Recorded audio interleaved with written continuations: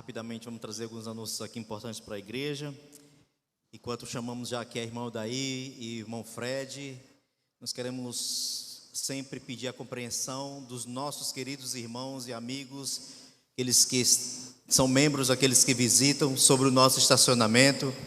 Queremos a compreensão ali, os nossos diáconos estão sempre orientando a forma melhor para que possa caber mais carros, para que possa ali a gente ter uma forma de ter uma orientação e poder, eles sabem ali a melhor forma, a forma da gente às vezes pede para entrar de ré, as pessoas se chateiam, mas ali é a forma melhor para que você possa ter facilidade para sair. Vocês sabem que o nosso estacionamento, ele é entrada e saída, né? Então nós temos alguma dificuldade, é importante, e se você precisa, está sempre alguém ali para ajudar, aqueles que têm um pouco de dificuldade. Então queremos a compreensão de vocês. E também continuar ajudando. Gente, o mutirão de Natal já se foi, mas o mutirão de ajudar as pessoas continua. Então nós precisamos continuar trazendo os nossos alimentos. Daqui a pouco nós saberemos informações importantes da nossa liderança aí. Então precisamos do apoio da igreja. Queremos que vocês entendam que a igreja precisa do nosso apoio, tá bom? Então a Igreja Central de Fortaleza foi uma bênção, um mutirão de Natal, mas nós precisamos continuar ajudando o nosso amigo. Convido aqui o irmão Fred, a irmã Daí, para que vocês possam ter a leitura da ata, né?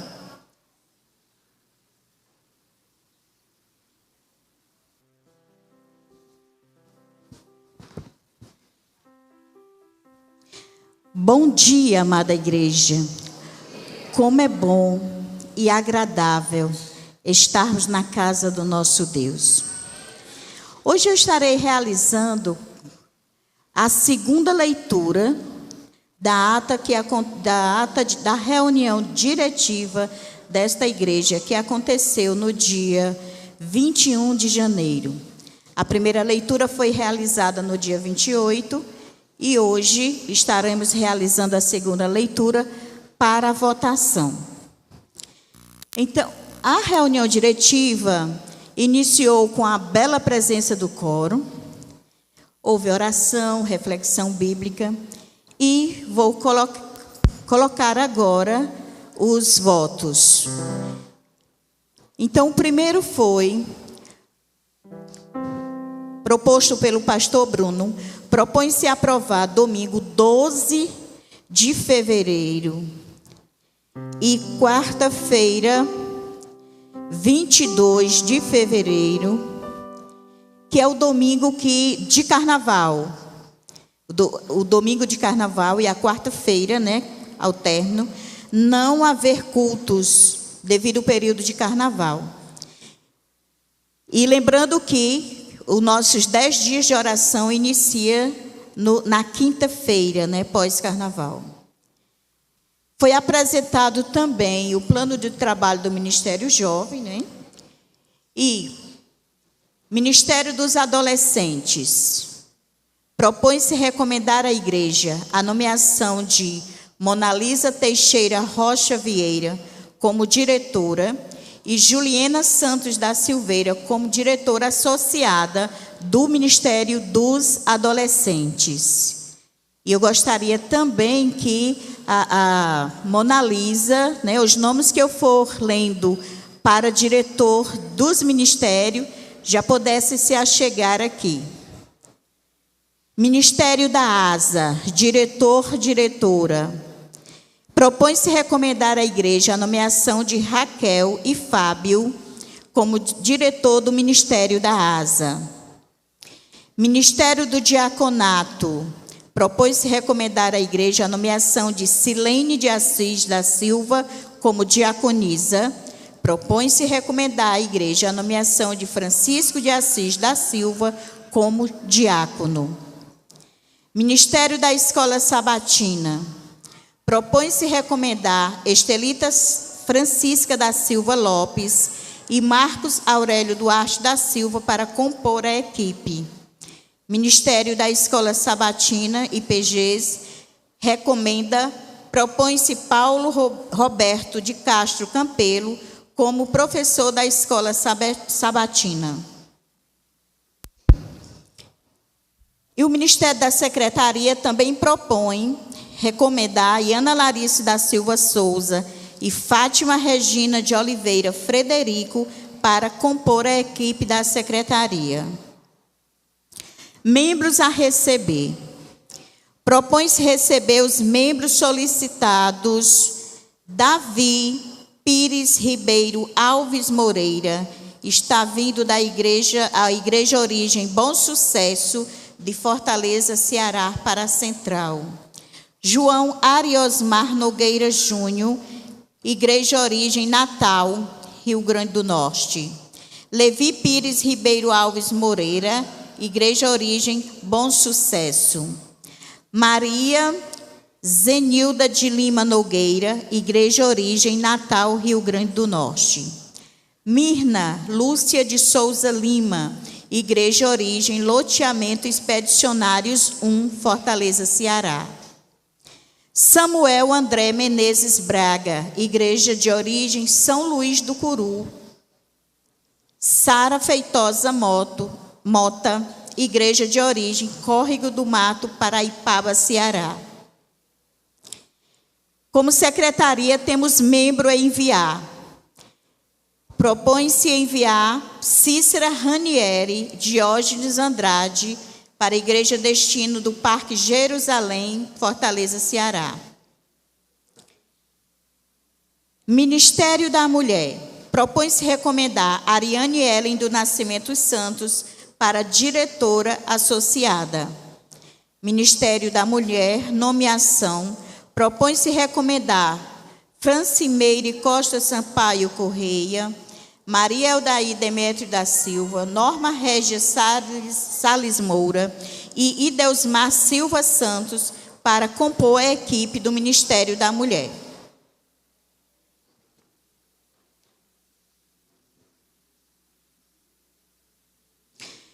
Eu, Eldaí Demétrio, como secretária dessa igreja, proponho que esses votos sejam aprovados.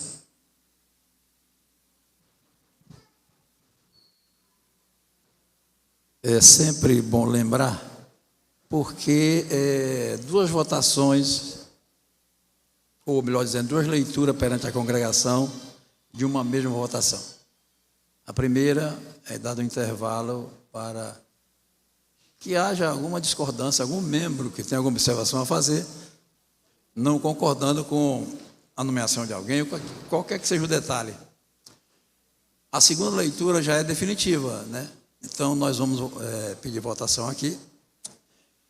E a manifestação de que a congregação está concordando é levantar a mão, mas levantar a mão mesmo, viu? Eu sei que tem muita gente que concorda e fica ali, mas nós só temos a expressão pública.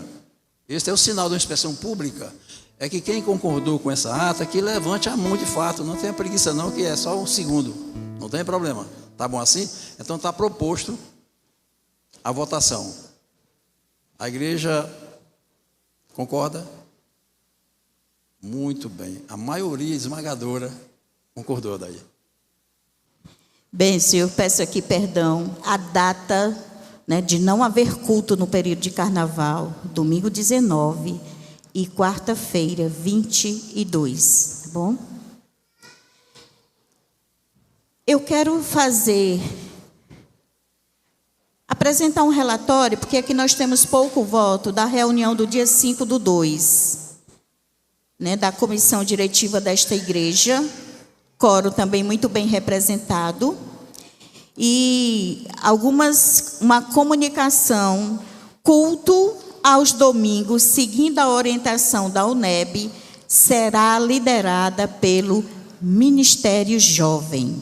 Uma bênção, não é, irmãos? Ministério Jovem, seguindo a orientação da UNEB, eles ministrarão o culto aos domingos. Outra também é que já a partir do dia 5, do domingo passado, os cultos da nossa igreja aos domingos estão sendo realizados no Salão Jovem. Porque nós já vamos falar um pouquinho dessa reforma, não é isso? O coração já começa a palpitar. 10 dias de oração inicia no dia... Isso, a igreja está afinada aí, hein? dia 23. Vamos lá buscar poder do alto. Semana Santa através dos pequenos grupos, também tem uma programação muito especial. E outra, a partir de março, nós teremos todos os domingos especiais, tema sobre saúde mental, que será ministrado pelo doutor Christian Ximenes, com o tema Claramente. Já vão aí pensando em quem vocês vão convidar para os domingos especiais do mês de domingo. O encerramento dos 10 dias de oração será com a ceia do Senhor no dia 4/3, às 16 horas. Já coloca aí nas suas agendas. Ceia do Senhor no dia, finalizando os 10 dias de oração, no dia 4 de março, às 16 horas. Clube de Aventureiros está aí. Você que tem crianças, filhos, conhecidos, de 6 a 9 anos, as inscrições já iniciaram e as atividades iniciam a partir de 4 e 5. E eles estão aí solicitando uma saída para uma atividade externa no dia 4, que será no passeio público. Nós precisamos só desse voto. Vou reler. Clube de Aventureiro inicia atividades em março e está pedindo uma saída externa no dia 4 de março para o passeio público.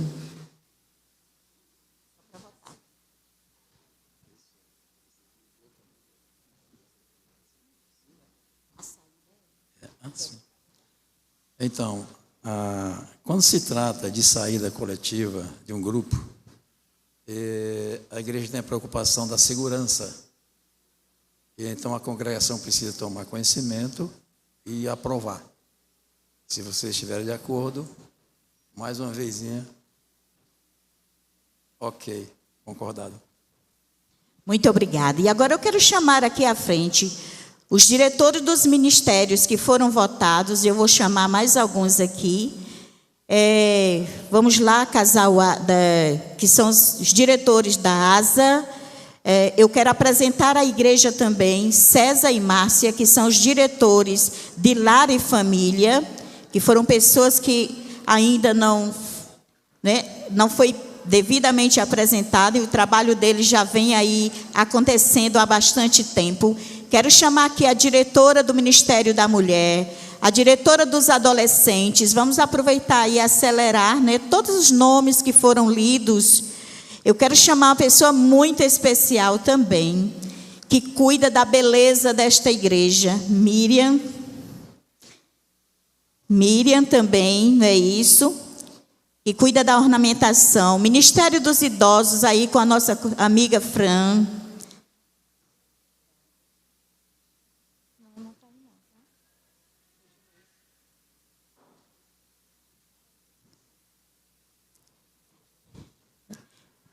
Queridos, aqui nós temos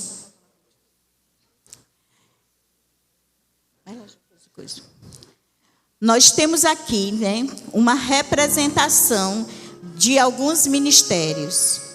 E eu quero dizer que esse chamado não é da membresia, não é da secretaria, é um chamado de Deus, E que muitas vezes a gente pensa que não vai dar conta. Eu vi, assim, a gente teve o prazer de ver o relatório do casal Raquel e Fábio sobre o ministério, e a gente, Senhor, tem muito a fazer.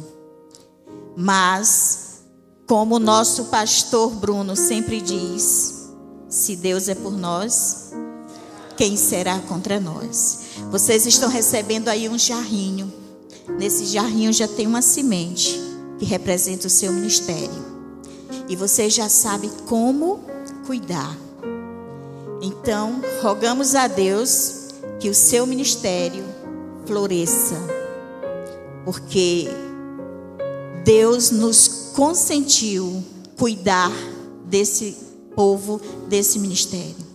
Então, que Deus seja louvado. E eu quero pedir aqui, Fred, que faça uma oração.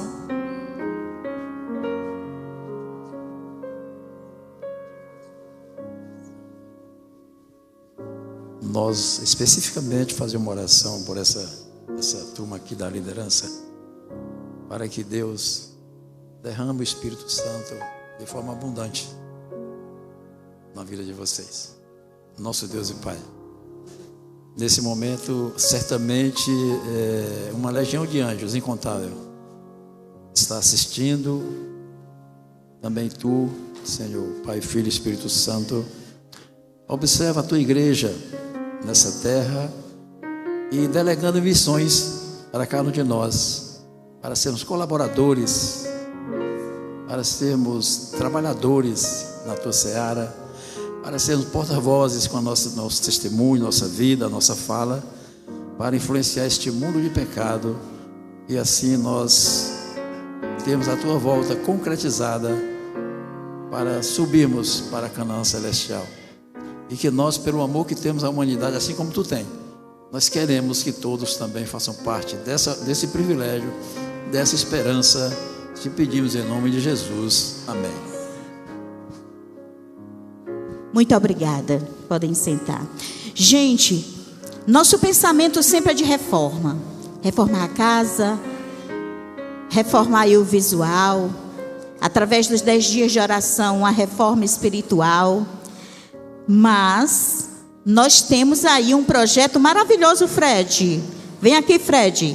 O projeto da reforma desta igreja, homem. Amém, queridos? Amém. Nós já estamos no mês de fevereiro e a reforma é a partir de... Um adendo. Júnior Torres não está aqui? Não? Seria ele a falar sobre, porque a comissão de construção está encabeçada por ele, se não me engano. Vem cá, meu patrão. Venha falar disso aqui.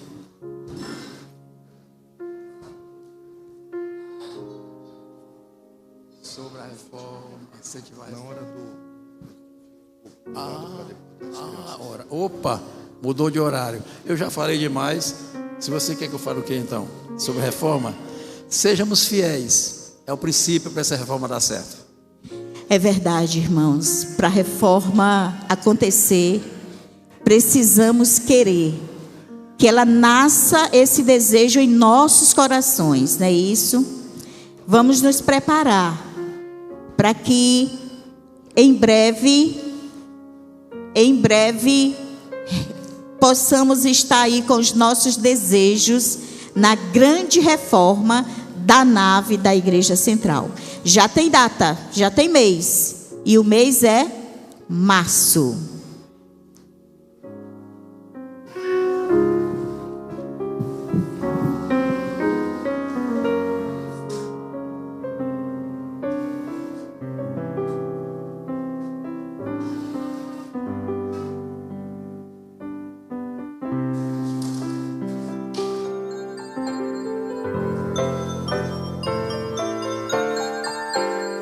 Chegou a hora de adorar ao Senhor.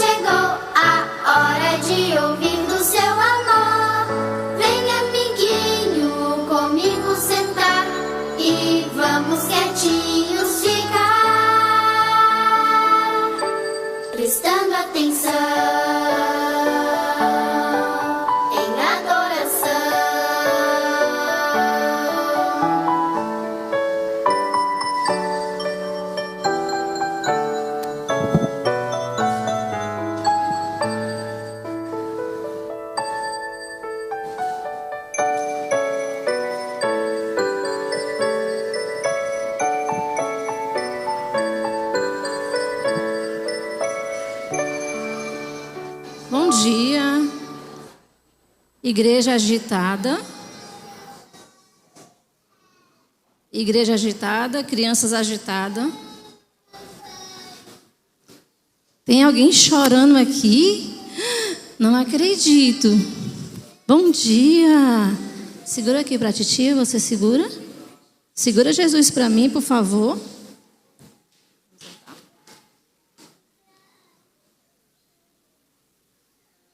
Pronto?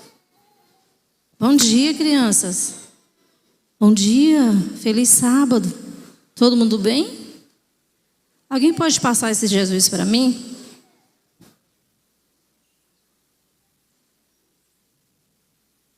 Pronto, você segura para mim um pouquinho, por favor. Você sabe quem é esse aqui? Jesus, né? Nosso querido amigo. Vocês lembram que sábado passado a gente falou sobre profetas e profetisas? Lembra? Quem lembra da historinha? Não foi Misael? Nós falamos sobre isso, né? E hoje eu vou mostrar para vocês uma imagem bem legal aqui, ó. Olha aqui para mim. Olha aqui para cá, ó. Vocês sabem o que é isso aqui? Uma foto, muito bem, exatamente uma foto. E nessa foto tem pessoas especiais. Será que essa foto representa uma família? Sim, né? Representa uma família. E essa família é uma família muito especial. Sabe de quem é essa família? Vou mostrar para vocês. Vocês sabem quem é essa aqui? Já ouviram falar sobre ela? Quem? Ellen White, muito bem. Ela foi profetisa ou não? Foi, ela foi nossa profetisa. E nós vamos estudar um pouquinho sobre, todo sábado, sobre a história de Ellen White, tá bom? E essa aqui é a família de Ellen White quando ela era pequena, ó. E vocês não sabiam, mas eu vou contar para vocês agora, que ela tinha uma irmã gêmeas. Olha aqui.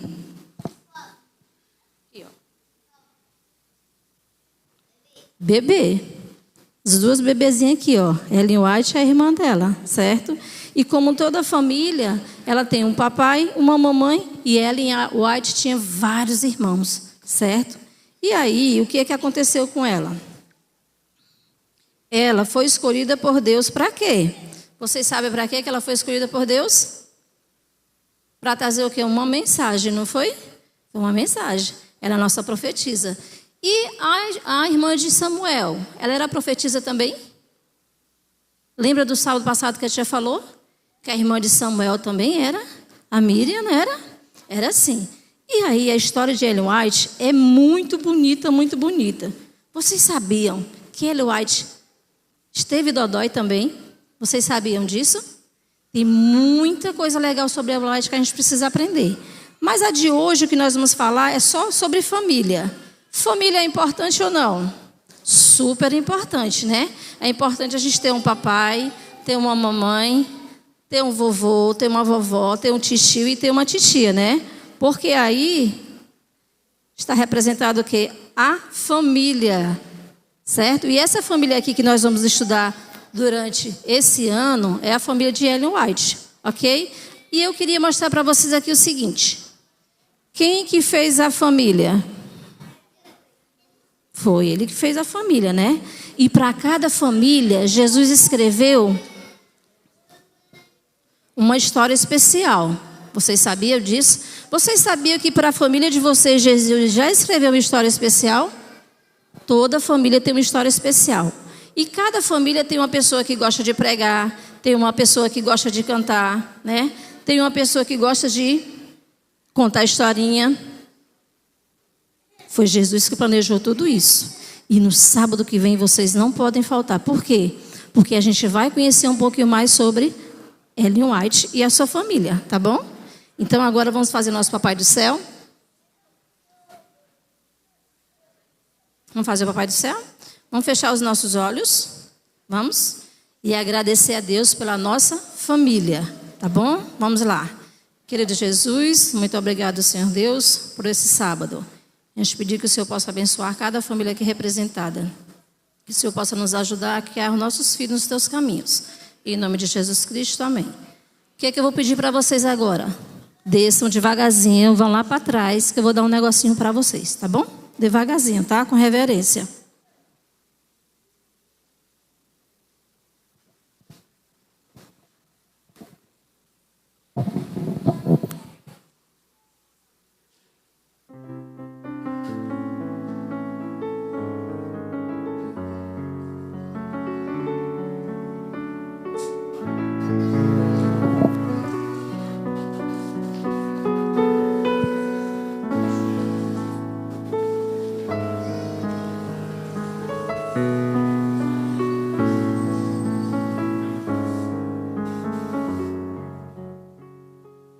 Feliz sábado a todos, que a graça do nosso Deus possa acompanhar a todos os nossos irmãos e amigos aqui presentes e aqueles que nos acompanham também pelos meios virtuais. Querido, eu os convido a abrir a sua Bíblia em 1 Coríntios capítulo 16, versos 1 e 2. E eu vou me adiantando aqui lendo enquanto os irmãos abrem. Ora, quanto à coleta para os santos, fazei vós também o mesmo que ordenei às igrejas da Galácia.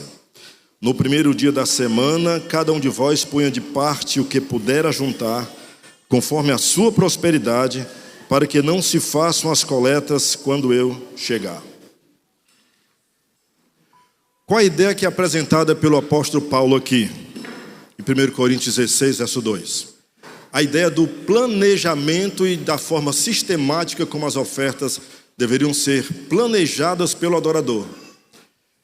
Há um texto aqui do pastor Sóstenes César, que está nesse livrinho aqui, ó, Teologia das Ofertas, que é distribuído nos concílios anciãos da igreja, devem ter, e outros irmãos mais. Ele nos diz aqui o seguinte, ó, que a questão, ele cita um texto na página 103, que está no livro Conselhos sobre Mordomia, página 73. Veja o que nos é dito aqui.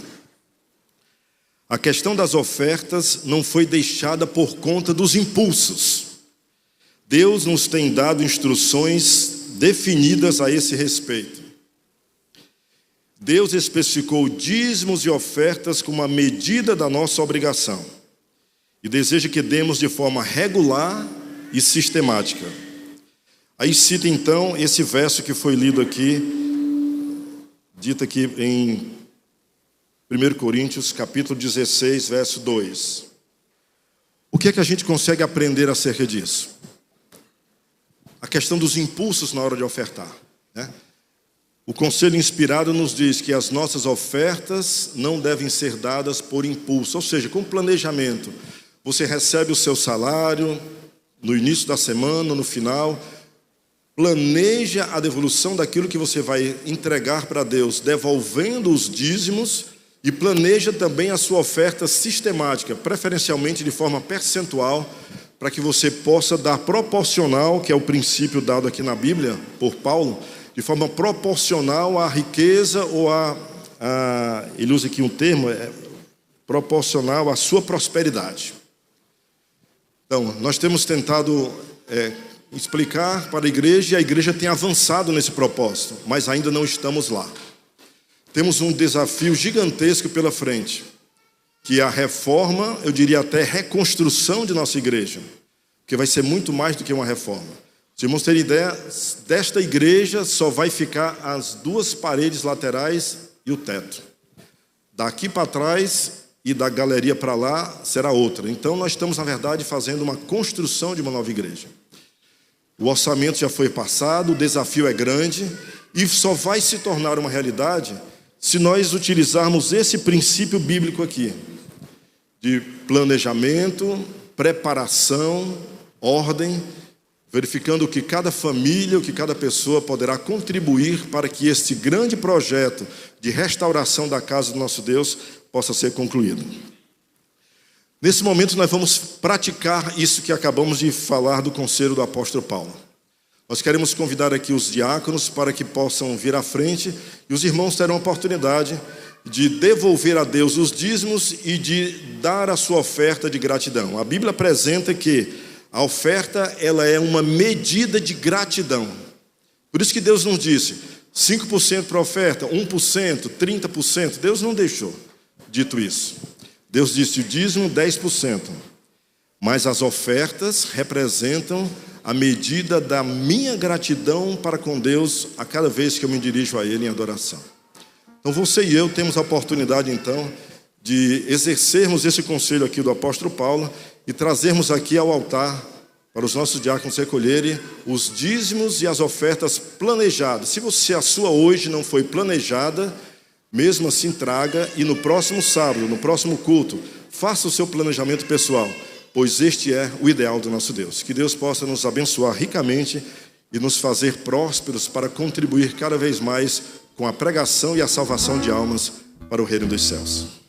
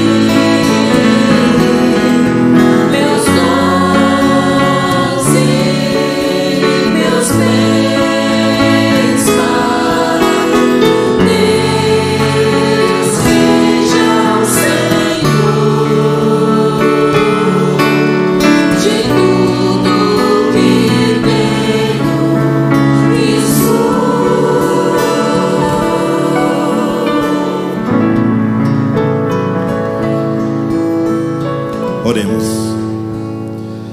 Obrigado, Senhor, por termos contribuído com o crescimento do Evangelho e com a salvação de vidas que estão aí perdidas no mundo afora, distantes do Teu Evangelho e da Tua Palavra. Faz-nos preparados para devolver-te, Senhor, o dízimo e a oferta planejada que representa a nossa gratidão das bênçãos e da vida que temos recebido. Que possamos a cada dia ser mais gratos a Ti e devolver-te também as ofertas como motivo desta grande gratidão. Abençoa aqui os Teus filhos hoje congregados e cuida de cada um de nós, Senhor. Nós precisamos de Ti. Salva-nos para o Teu reino, em nome de Jesus te rogamos.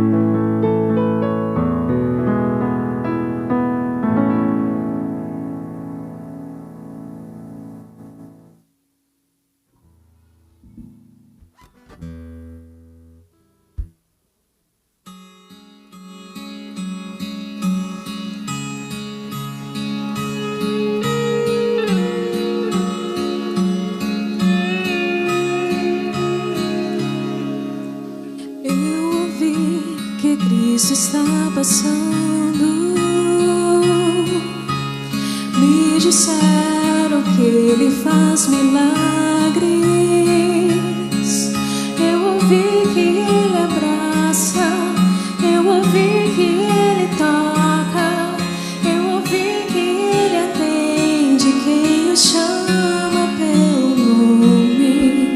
Jesus, filho de Davi, tem misericórdia de mim. Eu sei do teu poder, eu creio em ti.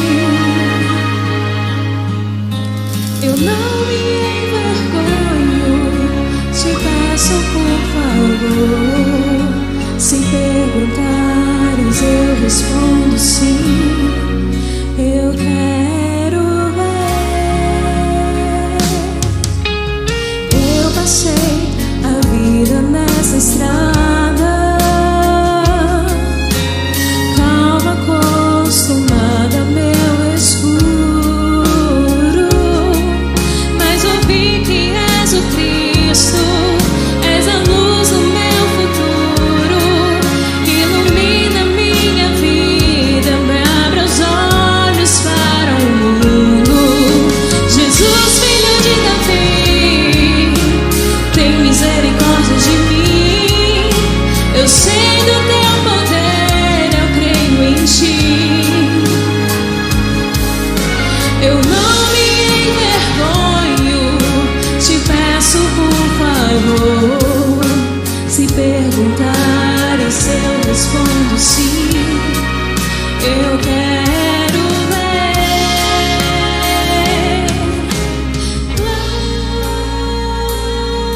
Glória,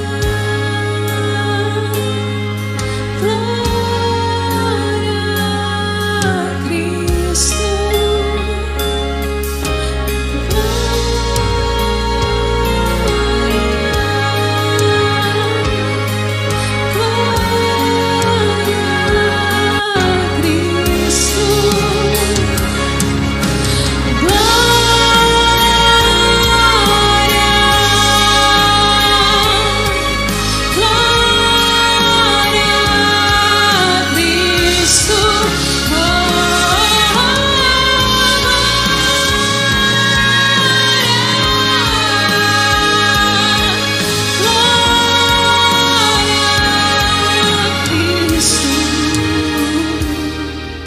Jesus, filho de Davi, tem misericórdia de mim.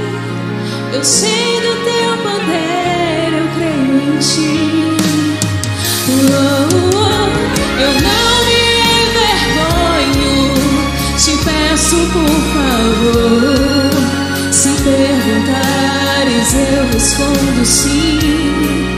Eu quero ver. Se perguntares, eu respondo sim. Eu quero ver. Amém.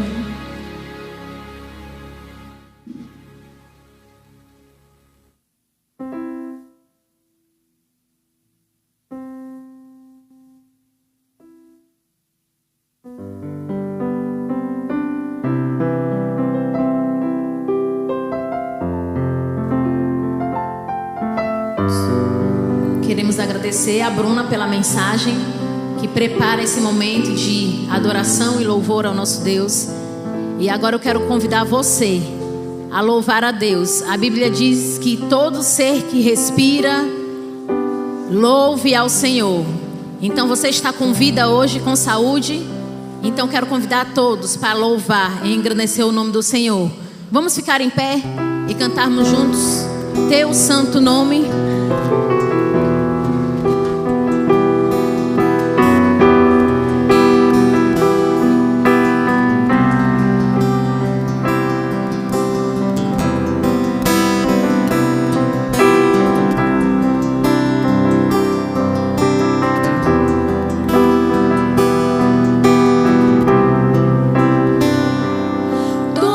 Que vive, cante, louve o nome do Senhor. Toda criatura se derrame aos seus pés, ao som da sua voz.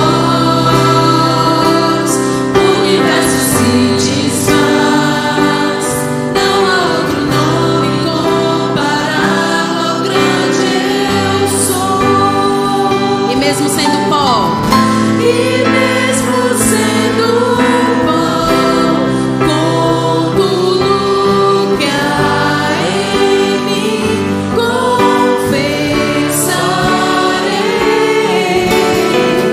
que céus e terra passarão, mas o teu nome é eterno. Todo joelho dobrará ao ouvir teu nome, teu santo nome. Todo se confessará, louvado seja o teu nome, teu santo nome.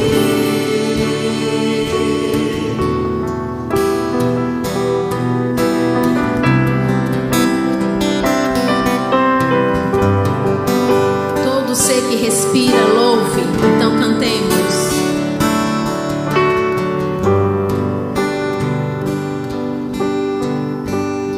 Todo ser que vive, todo ser que vive, louve o nome do Senhor. Toda criatura se derrame aos seus pés, ao som da sua voz, o universo se desfaz. Não há outro nome comparado ao grande eu sou.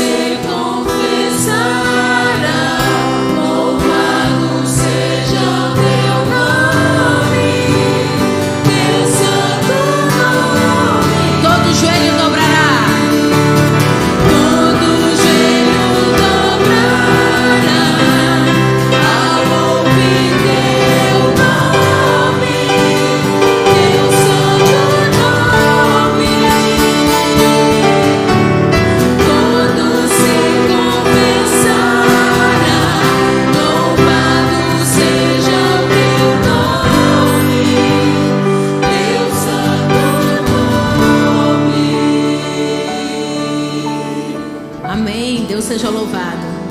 Nós vamos continuar louvando, porque nós temos a certeza da sua bondade para conosco. Eu tenho certeza aqui que todos estão aqui porque estão gratos ao Senhor pela bondade, pela misericórdia, pela fidelidade dele para conosco. Então nós vamos cantar dessa bondade, da bondade de Deus.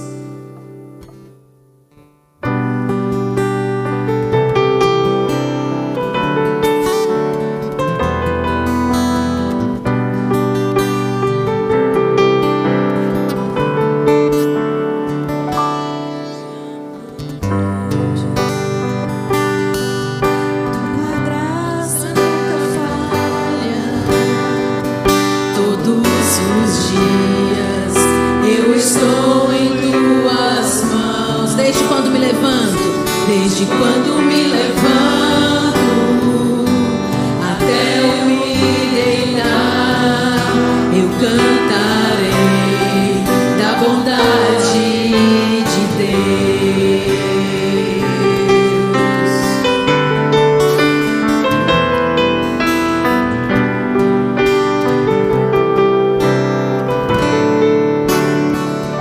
Tua doce voz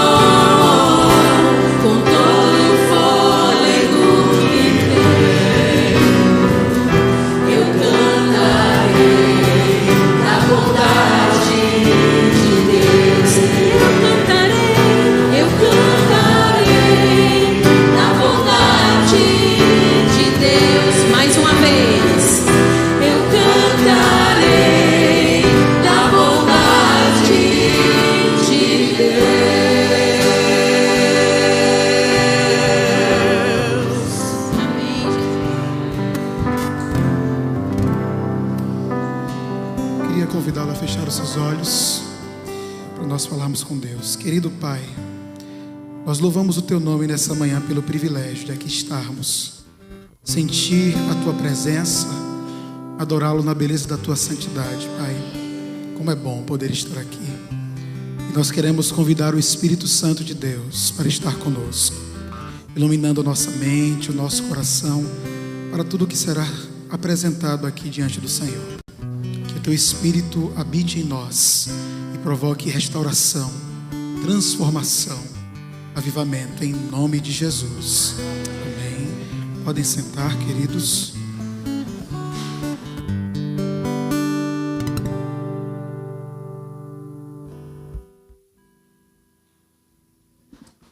Se Deus é por nós, louvado seja o nome de Deus. Quero agradecer pelos louvores, ao nosso ministério de louvor, uma bênção. E eu tenho certeza que o nosso Deus já começou essa manhã sendo engrandecido aqui em adoração. Quero convidar você a abrir a sua Bíblia no livro de Apocalipse, o capítulo 1. Será o texto base para a nossa reflexão dessa manhã. Apocalipse, capítulo 1. Eu não sei vocês, mas eu tive a alegria de crescer num lar cristão, adventista. Meu pai gostava muito de fazer seminários sobre o Apocalipse. Então a gente crescia ouvindo as histórias, tentando entender os símbolos, né? E o livro de Apocalipse traz uma perspectiva de Deus maravilhosa, uma perspectiva de Jesus maravilhosa. E é sobre ela que eu quero trabalhar com vocês nessa manhã, ok? Esse é um sábado dedicado aí à nossa mordomia cristã.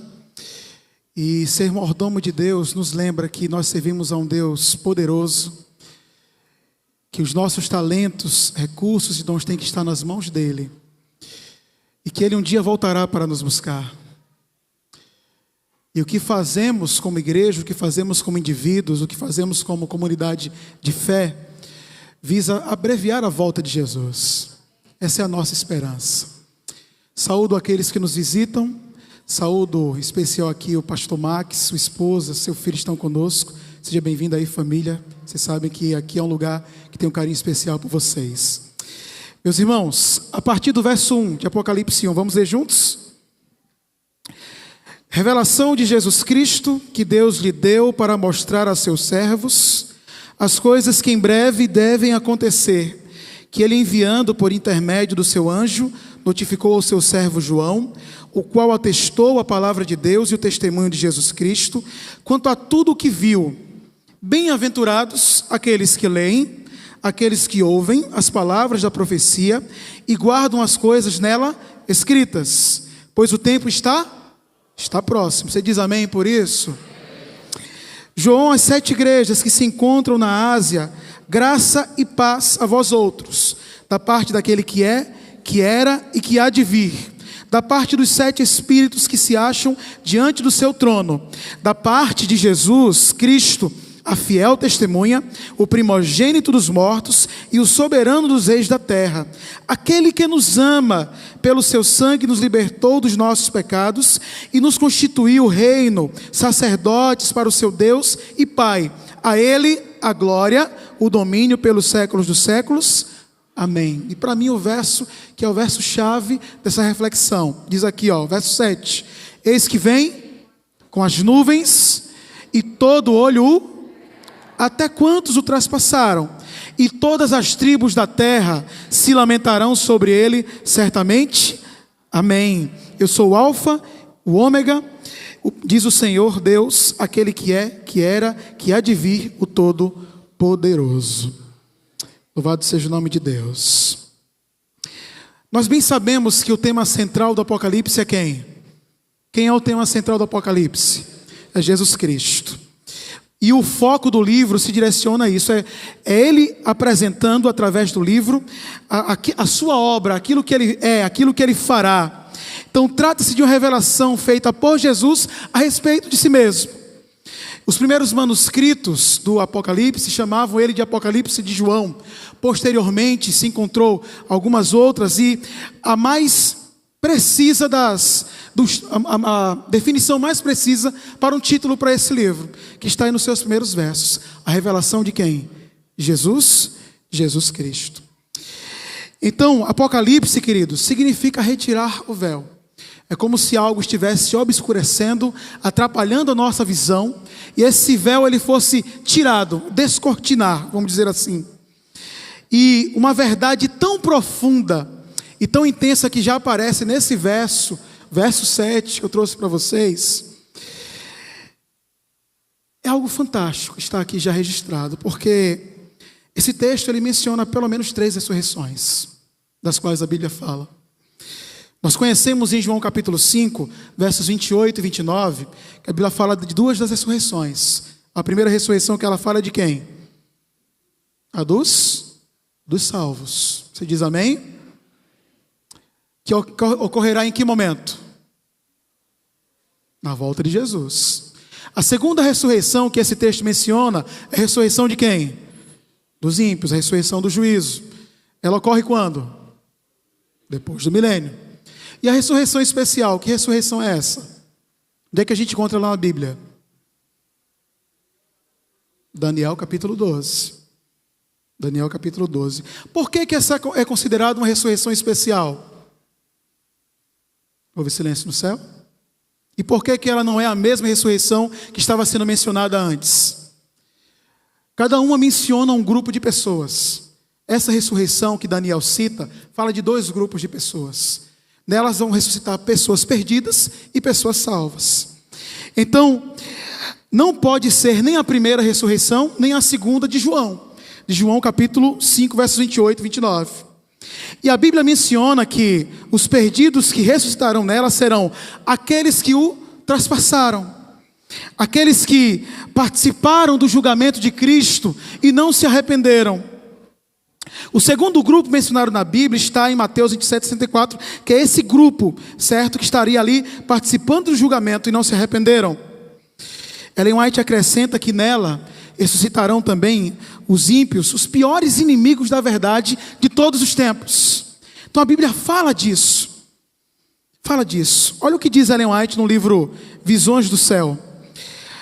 Ela citando Daniel 12:2, que diz assim: abrem-se sepulturas, e muitos dos que dormem no pó da terra ressuscitarão, uns para a vida eterna e outros para a vergonha e desprezo eterno. Então essa expressão aqui, ela está dizendo que todos os que morreram na fé da mensagem do terceiro anjo saem do túmulo glorificado para ouvirem um concerto de paz estabelecido por Deus, os que guardaram a sua lei. Você diz amém? Esse é o grupo. O segundo grupo que ela fala é justamente dos que o traspassaram, como eu referi a vocês, e essas pessoas que participaram de outros momentos também. O Apocalipse denota o interesse de Deus em se fazer revelado, em se fazer conhecido. E também apresenta os momentos finais do grande conflito da história humana. Aqui verdadeiramente nós temos a certeza de que em Cristo há esperança além do túmulo. Em Cristo há esperança além da morte. Que a nossa vida nesta terra não é apenas uma passagem sem propósito, sem fundamento, sem direção. Deus ele tem algo muito especial para cada um de nós. Você diz amém por isso? O interesse divino de se fazer revelado ao ser humano. Jesus se revela aos profetas, inspirados pelo Espírito Santo. Estes registram a revelação de Deus, e nós podemos compreender e aplicar isso à nossa vida ainda hoje. Jesus retira o véu, descortina o futuro diante dos seus fiéis, seguidores desse livro, e esse interesse divino é uma prova do amor de Deus por cada um de nós. Desejando se fazer conhecido, desejando se fazer próximo, desejando estar conosco. E é tão interessante que quando você analisa os capítulos do livro de Apocalipse, você vai perceber que em Apocalipse 1, Jesus ele caminha entre os castiçais de ouro. Isso aqui é um símbolo de Jesus no meio, conduzindo a história de toda a sua igreja, de todo o seu povo. Em Apocalipse 2 e 3, ele lidera a sua igreja ao longo de toda a história. Em Apocalipse 4, ele se assenta com seu Pai no trono. Ali está a entronização do Cordeiro. Em Apocalipse 5 e 6, ele abre então os 7 selos. Em Apocalipse 8 e 9, ele toca as 7 trombetas. Em Apocalipse 10, ele acompanha e guia o seu povo através da experiência do grande desapontamento. Aliás, é no capítulo 10 que nós temos a origem profética do nosso povo, da nossa igreja. Em Apocalipse 11, ele protege sua palavra, as 2 testemunhas, os mártires. Ali as 2 testemunhas mártires. Em Apocalipse 12, ele conduz sua igreja no deserto. Em Apocalipse 13, ele vence as 2 bestas. Em Apocalipse 14, ele evangeliza o mundo. Em Apocalipse 15 e 16, ele derrama praga nos impenitentes. Em Apocalipse 17, ele derrota a prostituta e a besta escarlate. Em Apocalipse 18, ele derrota a Babilônia. Em Apocalipse 19, ele volta montado em seu cavalo branco. Em Apocalipse 20, ele prende e destrói Satanás. Em Apocalipse 21 e 22, ele restaura essa terra. Você diz amém? E devolve essa terra restaurada agora para o ser humano. Então Jesus é o tema central. E felizes aqueles que leem, ouvem e praticam as palavras da profecia e guardam as coisas nela escritas. Perceba que o preparo para o que virá começa lendo, ouvindo e praticando o quê? A palavra de Deus. Não é apenas sobre conhecer o futuro, mas me preparar para o futuro que está diante de mim. Não é apenas sobre teorias e discurso, mas sobre experiência de vida na fé. Não adianta eu conhecer de cor e salteado tudo isso e eu viver uma vida totalmente distante do ideal de Deus para mim. De nada adianta saber sobre o futuro se não vivemos a palavra de Deus no presente. E aqui há algumas expressões muito especiais sobre o ser divino, sobre Deus e sobre Jesus. A primeira expressão que eu destaco para vocês é aquele que era, que é e que há de vir. O que é que isso fala sobre Deus? Primeiro, isso é uma referência ao Pai, a sua eternidade. Afirma que Ele existe hoje, é desde sempre e sempre existirá. Deus teve um começo? Deus teve um começo, irmãos? Tudo na vida tem um começo. E Deus teve um começo? Ele é. Ele é. Não tem começo, não tem fim. Ele é. A existência pessoal de Deus transcende tempo, mas a gente tenta expressar isso, tenta delimitar isso numa linguagem humana, mas a linguagem humana é incapaz de descrever Deus de maneira completa. Porque nós não temos como definir o que é Deus. No dia que a gente for capaz de definir Deus, a gente se tornou Deus. Nós não temos capacidade para isso. Então João utiliza ali dos seus termos temporais, finitos, para tentar descrever algo que está acima do tempo, acima de tudo. As outras expressões que eu quero trazer para vocês falam das qualificações de Jesus Cristo que esse capítulo nos deu, sobre por que Ele pode ter o domínio sobre nós. E essas qualificações envolvem a obra que Jesus fez por nós, a morte, a ressurreição e o seu reinado celestial. A Bíblia diz que Ele é o primogênito dos mortos. Ele foi o primeiro a morrer? Foi o primeiro a ressuscitar? Não. A Bíblia fala de outras ressurreições, sim ou não? O Antigo Testamento menciona inclusive algumas ressurreições. Então, em que sentido Ele é o primogênito dos mortos? Ele pode ser considerado o primeiro no sentido de que todos os outros antes e depois dele são libertos das garras da morte em virtude do seu triunfo sobre a morte. Você diz amém? Ele é a garantia que temos. Por isso é o primogênito. Ninguém tem o poder de entregar a vida e reavê-la. Só Ele pode fazer isso. Por isso, Ele é o primogênito. Todas as outras ressurreições passaram a dependência do seu poder. Ele não dependia de nada. Ele tem o poder sobre tudo isso. Porque Ele é a fonte da vida.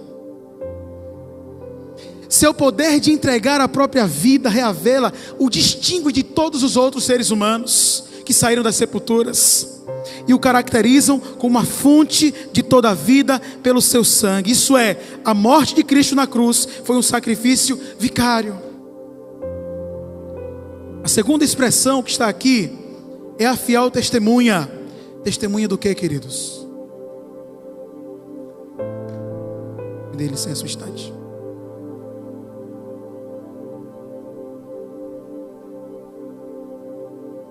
Eu falo baixinho, né? Aí a gente... Fiel testemunha do que, queridos? Do amor de Deus. Ele é a fiel testemunha porque ele representa o caráter perfeito de Deus, a vontade de Deus para a sua humanidade. A vida dele livre de pecado entre os seres humanos, a morte, o sacrifício testificam da santidade e do amor de Deus. A outra expressão que a Bíblia nos traz é que ele é o soberano dos reis da terra. Ele é o dominador, o comandante legítimo desse mundo. Satanás tentou usurpar esse direito. A Bíblia chega a dizer que esse mundo jaz no maligno, mas o governante legítimo desse mundo é quem? É Jesus Cristo, porque Ele comprou esse direito. Ele comprou esse direito na criação e na redenção do ser humano. E sendo reconhecido ou não neste momento da história humana, a gente precisa perceber que Cristo governa as questões da terra para cumprir o seu propósito eterno. Às vezes a gente vai vendo algumas coisas acontecendo no mundo e vai ficando assustado, vai ficando com medo. Começa-se a ter muito de um populismo. Quando a gente fala do livro de Apocalipse, das profecias, o povo começa a fazer especulações e misturar fanatismo com realidade. Porque as pessoas esqueceram que a Bíblia está dizendo, já no primeiro capítulo desse livro, que as coisas vão acontecer, mas que Deus está onde? No controle de tudo isso. E o Deus que está no controle dessa terra e desse universo, Ele está no controle da nossa vida também. Você crê nisso, sim ou não? Ele está no controle da nossa vida. Quanto pior estiver as coisas, e quanto mais a gente estiver vendo cumprimento profético, o nosso sentimento genuíno não é para ser de temor e de assombro, mas de esperança e certeza de que Ele virá.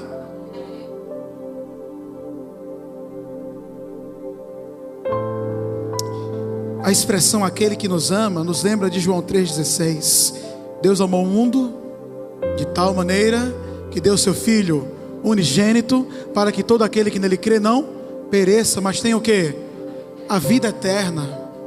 A vida eterna. Ele nos ama demais, queridos. Alfa e ômega mostra Deus no comando de tudo e de todos. Veja quantas expressões dentro desse capítulo mostrando que Deus está conduzindo as coisas. O cenário desse capítulo é Deus ali no meio da sua igreja, conduzindo as coisas. Mas a gente esquece disso. Essa expressão alfa e ômega também indicam a abrangência, o sentido de primeiro e último, princípio e fim. E fala que Deus é o Senhor, é aquele que era, que há de vir. Que Ele está no comando de tudo. Se aplica a Deus o Pai em uma parte do capítulo, e depois se aplica a Deus Filho, a Jesus Cristo, na segunda parte do capítulo. Porque nós não temos dois deuses distintos, três. Eu também menciono o Espírito Santo que está nesse capítulo também. Jesus Cristo é Deus tanto quanto o Pai é. Não é um ser gerado do Pai, um filho, um Deus menor, como alguns têm interpretado e dito por aí. Aqui não. Aqui Ele está sendo apresentado como divino é o Pai. Ele é um com o Pai. Ele é um com o Pai. Desde a eternidade para sempre. Ele é um com o Pai. Primeiro e último, fala de totalidade, de abrangência, de atemporalidade. E Deus tem pleno controle sobre passado, presente e futuro. A expressão todo-poderoso o governante de todos, o condutor de exércitos. Essa destaca a onipotência de Deus. Me respondam, o que é que Deus não pode fazer? Existe algo que Deus não possa fazer, queridos?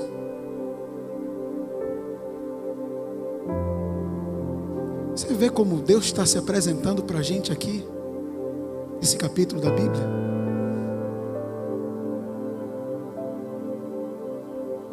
A expressão favorita de Jesus era o Filho do Homem.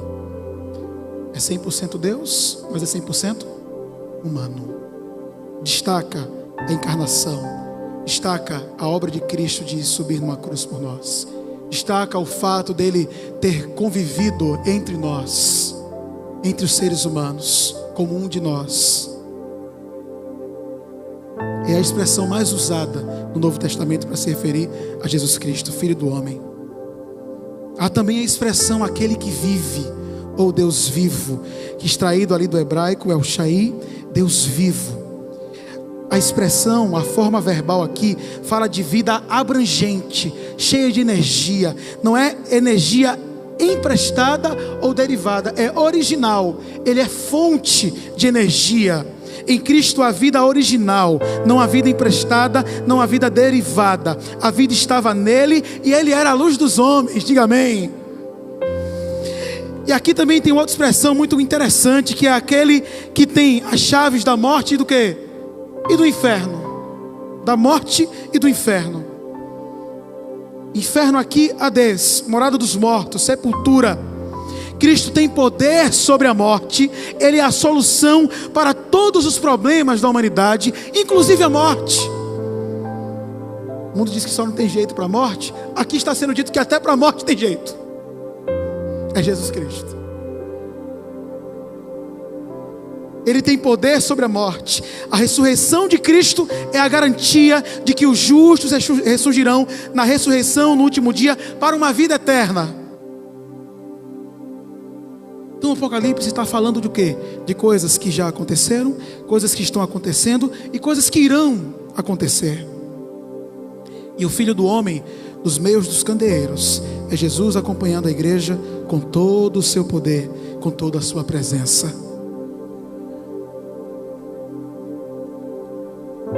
Pergunta: qual que é o maior desafio desse texto para a nossa vida? Eu não vejo outro desafio senão o preparo para a volta de Cristo. Preparo. Porque a gente estando preparado ou não, acreditando ou não, tendo isso como certeza e amando essa volta de Jesus ou não, levando em conta um cristianismo que tem que ser vivido nos últimos dias ou não, a Bíblia diz que eis que Ele vem com as nuvens. Ele vem com as nuvens dos céus e todo olho verá. O que é que nós precisamos mudar, queridos?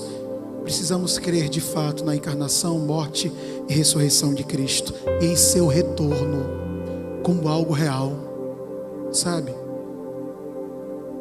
Se a gente de fato acredita que Jesus vem, a nossa vida é diferente. Nossa vida é diferente. Segundo ponto, nós precisamos entender que Deus é todo poderoso. Diga amém. É o mesmo Deus que pode resolver o grande conflito cósmico desse universo. Ele tem poder para resolver os problemas da nossa vida. Percebermos então que a partir de uma cosmovisão bíblica, profética, que Deus está no controle de tudo e está conduzindo esse mundo para um único propósito: a restauração desse universo, a vindicação do caráter de Deus, a restauração do ser humano à imagem e semelhança de Jesus Cristo. Devemos ter a compreensão de que Deus nos ama de tal maneira que Ele deu tudo o que tinha, deu o melhor que tinha, o seu Filho amado, para nos dar uma chance de eternidade com Ele. E seu sacrifício garantiu que a morte do crente não é um ponto final. Não é um ponto final. Antes ela é uma pausa para o momento em que nos tornaremos eternos nele e que ainda veremos aqueles que amamos e que hoje descansam na fé. Quantas pessoas que passaram por essa igreja descansam aguardando a manhã da ressurreição.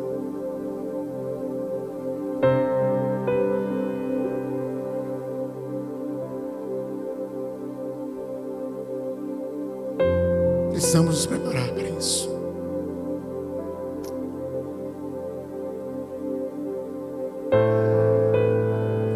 Quem que é Deus nesse texto, queridos? Deus é o condutor da história. Ele está conduzindo a história.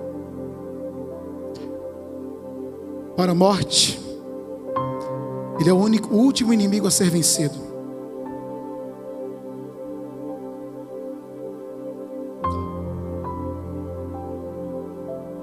Aqui ele é a fonte de toda a vida. Ele é o vencedor sobre a morte, diga amém. Para Satanás, ele é o lado vitorioso do grande conflito, porque ele já é vencedor. Satanás já está derrotado. Ele é o arquiteto, é também o executor do plano da salvação. Ele é o Pai da eternidade. E de maneira geral no livro, ele é o Alfa, o Ômega.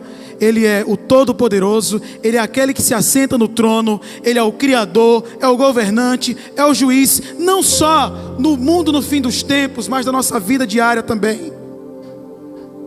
E aqui a saudação dele apresenta o conceito da Trindade, Pai, Filho e Espírito Santo, uma divindade trina, trabalhando em favor de cada um de nós. O que é que Deus pode fazer? Ele é o único que pode restaurar tudo e todos. Ele é quem pode devolver a vida a quem se foi e eternizar a nossa existência. Ele pode pôr fim ao mal de uma vez por todas. Ele pode, queridos. Ele pode. E a pergunta mais importante: o que é que Deus quer? Primeiro, Deus quer que nós nos movamos para Ele. Conheçamos. Se Ele quer se fazer revelado, Ele quer que nós o conheçamos. Ele quer que nós tenhamos relacionamento, intimidade, proximidade com Ele. Que o amemos, que o obedeçamos. Obediência é marca de um discípulo verdadeiro de Jesus Cristo. Obediência. E vivamos por sua palavra todos os dias, nos preparando e aguardando a volta de Jesus.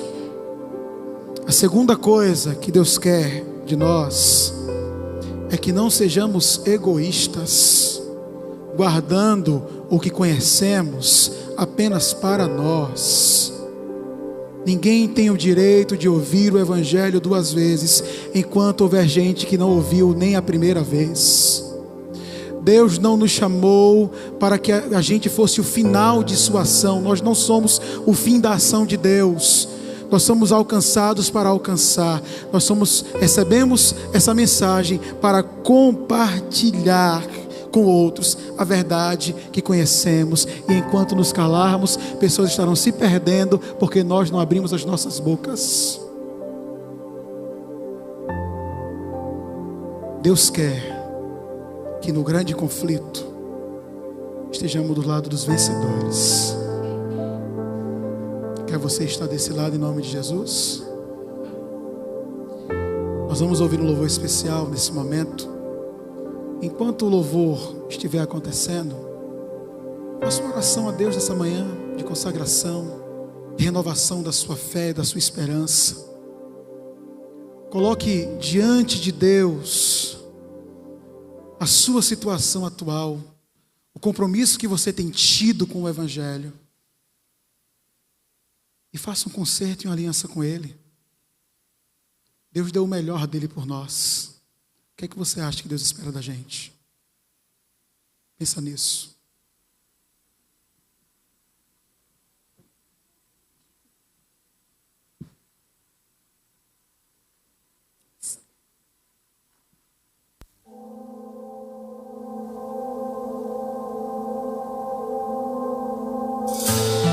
Esse é o Rei do universo, aflito, cansado.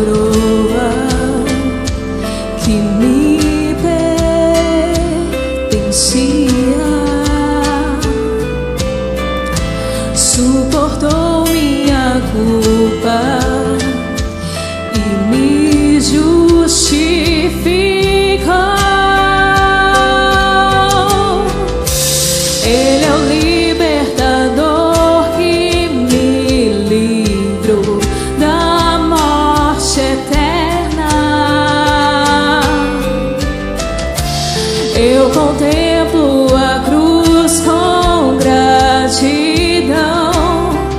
E sou salvo, meu Deus, que amor é esse que deu seu próprio filho em sacrifício pelo meu pecado. Não compreendo, mas aceito o seu amor. Oh, oh, oh, oh. Eu aceito essa graça, meu Senhor, Salvador. Eu aceito essa graça, meu Senhor, Salvador. Eu aceito essa graça, meu Senhor, Salvador. Eu aceito essa graça, meu Senhor, Salvador.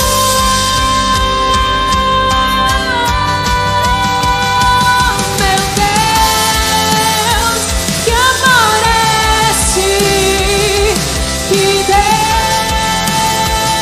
seu próprio filho em sacrifício pelo meu pecado. Não compreendo, mas aceito o seu amor. Oh, oh,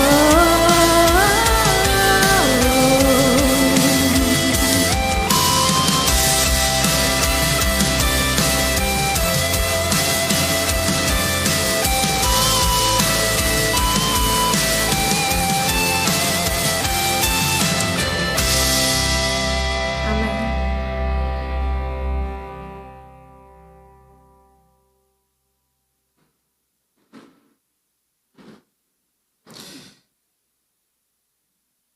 Querido Deus, nós rogamos pela presença do Espírito Santo entre nós.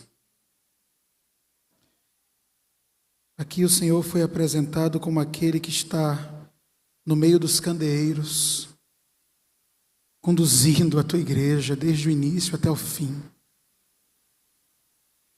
E o bom é que essa é uma história sem fim, Pai. Nós queremos pedir o teu auxílio, a tua intervenção em nós, para nos prepararmos para a volta do Senhor.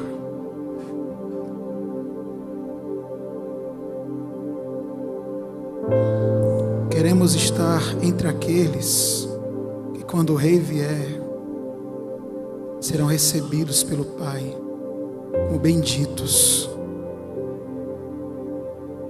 Queremos estar do lado vencedor. Hoje nós vimos que tudo o que nós precisamos é o Senhor em nós, o Senhor por nós, o Senhor através de nós. Nos prepara, Senhor, para o grande dia. Sei que aqui tem pessoas que perderam amigos, entes queridos, levados pelos grilhões da morte. Mas chegará o dia em que a morte não terá mais nenhum domínio sobre nós. E essa é uma vitória que já está garantida, porque Tu és o primogênito dentre os mortos. Tu és a ressurreição e a vida, não vida derivada nem emprestada. Tu és fonte de vida. Nós rogamos pela Tua misericórdia, pela Tua graça, por Teu Espírito sobre nós, pelo Teu perdão. Nessa manhã em que olhamos o Senhor dentro da perspectiva desse precioso livro do Apocalipse, queremos que o Senhor se revele, se mostre a nós. Queremos conhecê-lo, queremos amá-lo, queremos obedecê-lo.